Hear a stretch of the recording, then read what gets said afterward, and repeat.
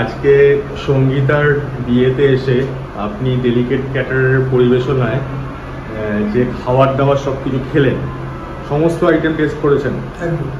আচ্ছা, আপনি একটু সংক্ষেপে যদি আপনার অভিজ্ঞতা বা এক্সপিরিয়েন্স একটু জানান, খুব ভালো হয়। একদম। পিস কচুরিটা কত সুন্দর ছিল, গরম গরম দিয়েছিল একদম।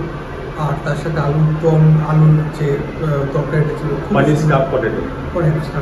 খুব সুন্দর ছিল।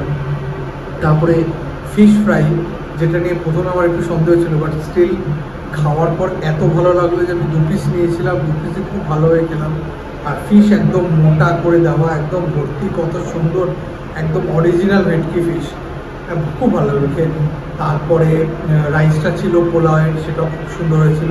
মাটন, মানে মাটনের মেন আমাদের যেটা যে সেদ্ধ হবে প্রপারলি, সেই সেদ্ধটা এত সুন্দর সেদ্ধ, নরম মাংস, সব খাওয়ার গরম গরম পরিবেশন করা, একদম মানে সঠিক যেভাবে হয়, খুব ভালো পরিবেশন পেয়েছি।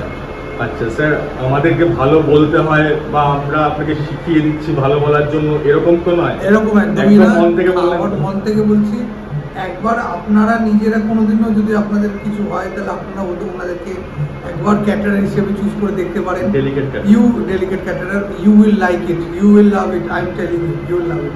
And I am a food lover and it comes from a food lover. Thank you so much sir, আপনি যে এত খুশি হয়েছেন এটাই আমাদের বড় প্রাপ্তি।